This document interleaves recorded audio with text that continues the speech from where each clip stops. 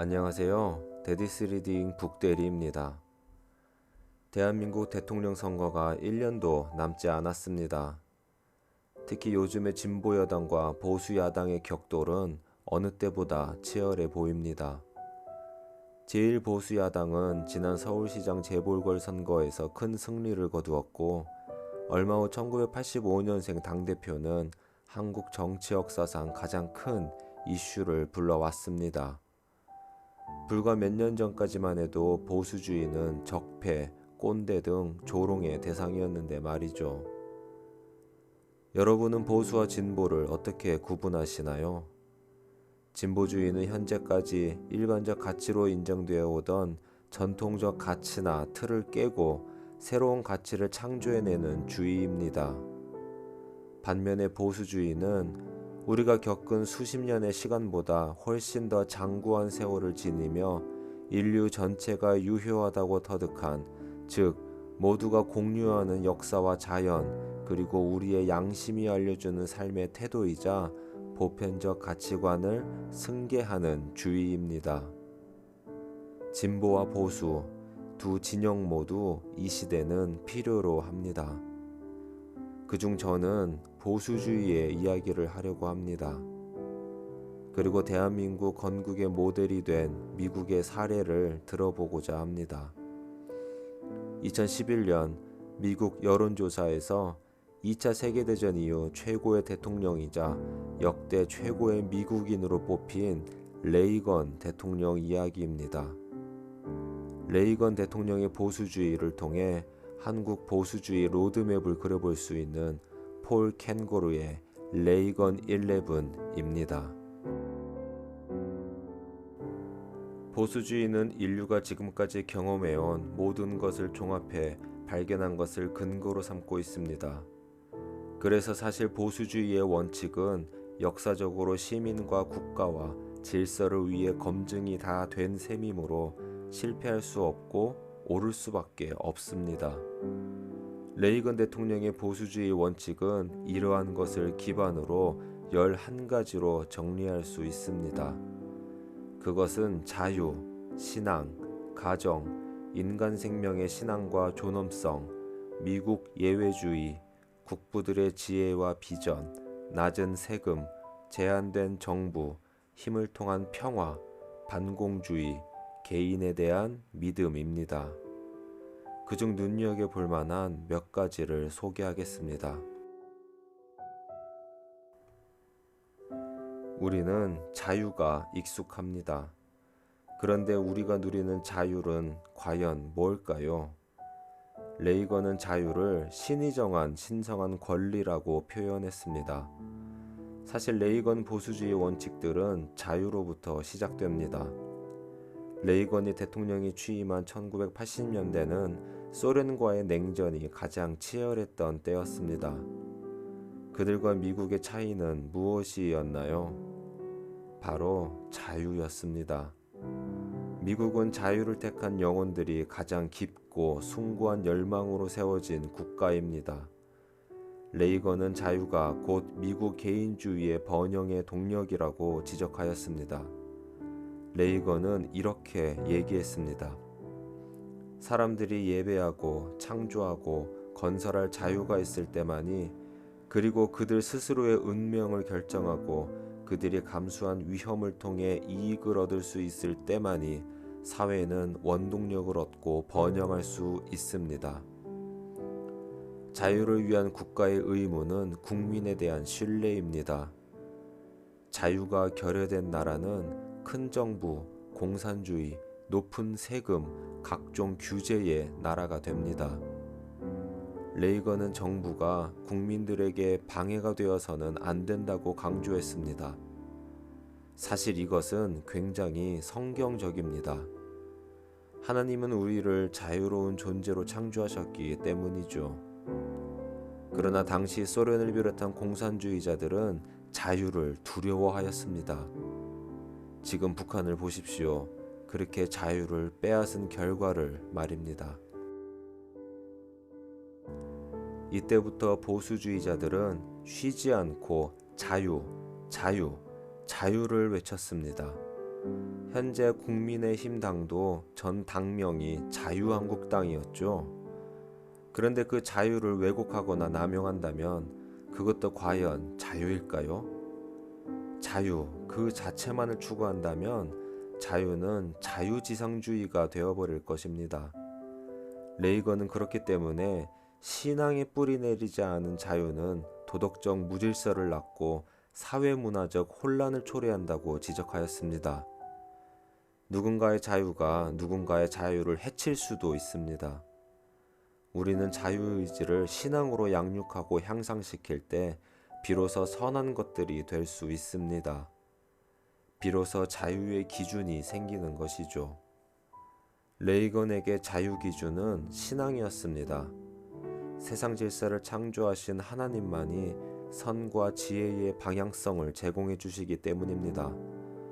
그렇다면 자유의 기반이 되는 신앙은 어떻게 다음 세대로 전수될 수 있을까요? 그것은 배움을 통해 가능해집니다. 그렇기 때문에 모든 종교적인 사람이 보수주의자는 아니지만 모든 보수주의자는 종교적이라고 표현할 수 있는 것입니다. 레이건이 믿은 삼위일체 하나님은 성부, 성자, 성령으로 구성된 가정의 형태를 띠고 있습니다. 인류 문명의 기초도 사실 가정이죠. 한 남자와 한 여자의 연합 없이는 가정이 될 수 없고 다음 세대가 존재할 수 없습니다. 그러니 가정은 참된 자유와 신앙을 빚어가는 터전입니다. 서두의 보수주의란 인류의 보편적 가치를 계승하는 것이라고 표현한 바 있습니다. 그렇듯 가정은 우리가 공유하고 소중히 여기는 가치들을 보존해서 다음 세대에게 물려주는 터전입니다. 특히 요즘 대한민국도 진보 세력에 의해 가정에 대한 새로운 기준들을 제시하는 시도들이 일어나고 있습니다. 한 남자와 한 여자가 아닌 한 남자와 한 남자, 한 여자와 한 여자 등을 합법화하려는 시도들 말입니다. 그러나 최신 법률이나 우세한 시대 정신보다 더 오래된 가정은 인류의 보편적 가치를 지켜낼 수 있는 최전선의 방파제입니다. 레이건은 특히 가정의 정의를 약화시키고 기능을 파괴하려는 공산주의 세력뿐 아니라 미국 내에서도 가정의 안위, 특히 결혼의 책무를 약화시키는 세력에 엄중한 경고를 했습니다. 보수주의자는 결혼이나 가정과 같은 제도를 보존하려 하고 진보주의자는 그것을 바꾸려고 합니다. 그리고 진보주의자들은 과거에 없던 새로운 가정을 제시하기 위해 인간의 감성을 자극합니다. 그러나 가정은 우리의 양심을 기르는 학교입니다. 이러한 이유로 보수주의자는 아버지, 어머니, 자녀로 구성된 가장을 중요하게 여깁니다. 레이건 대통령은 미국의 국부들의 지혜와 비전으로부터 많은 것을 발전시켰습니다. 특히 정부의 크기를 줄이고 소득 세율을 낮추려고 노력했었습니다.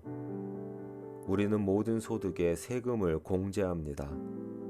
처음에 소득세는 아주 낮은 비율로 시작했습니다. 그러나 미국의 진보주의자들이 정권을 장악하자 그들의 증세 정책은 도무지 꺾이지를 않았습니다. 높은 세율이 왜 문제일까요?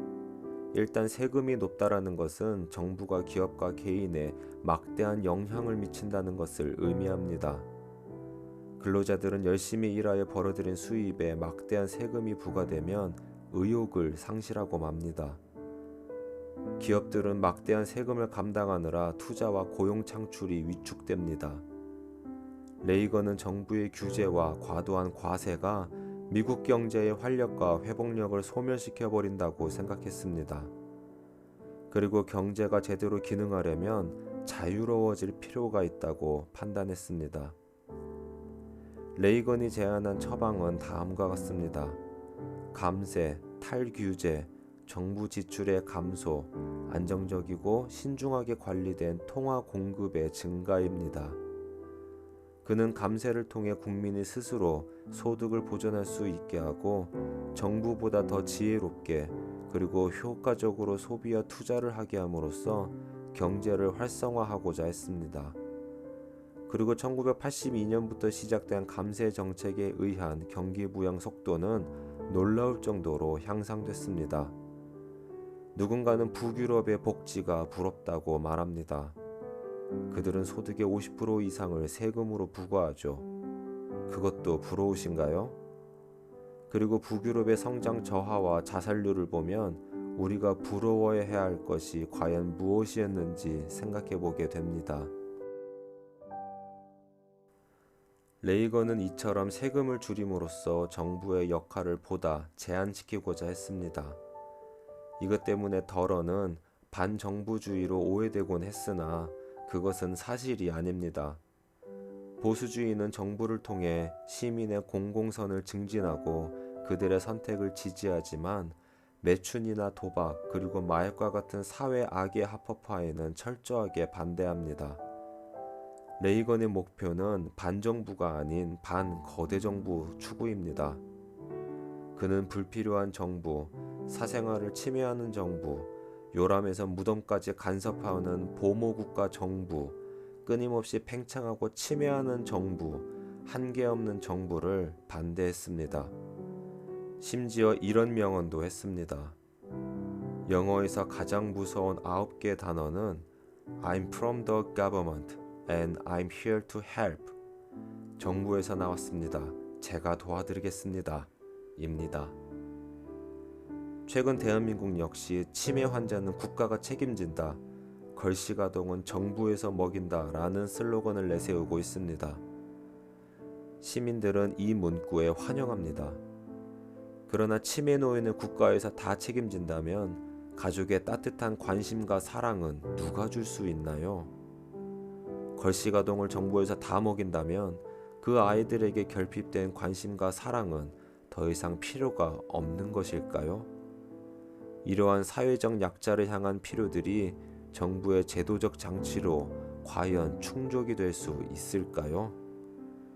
정부는 그들에게 돈을 줄 수는 있어도 사랑을 줄 수는 없습니다. 사실 이러한 관심은 정부가 아닌 교회나 건강한 시민단체 등을 통한 이웃의 관심을 통해서만 가능한 것입니다. 정부는 이러한 자발적 돌봄을 장려하고 지원해 줄 수 있을 뿐입니다. 그러나 거대 정부는 이러한 자발적 참여 자유를 박탈하고 가정의 존엄성을 외면하게 됩니다. 당연히 거대 정부의 모든 재정적 필요는 막대한 세금으로 확보합니다. 서로 연결되는 고리들을 보시기 바랍니다.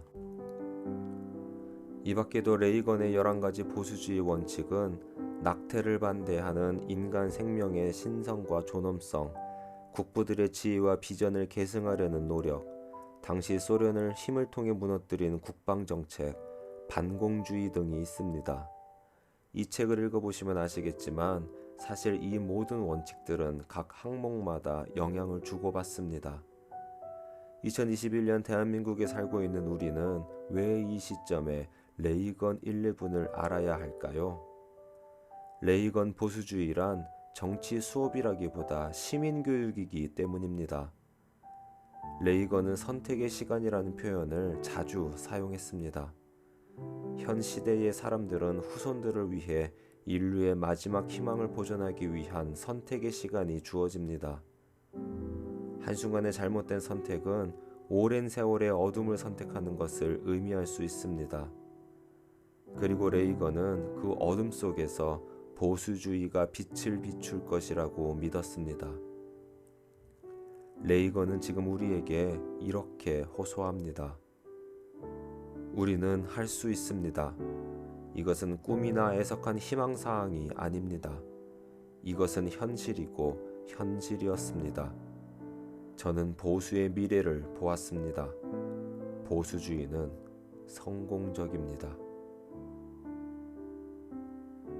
데디스 리딩 북대리였습니다.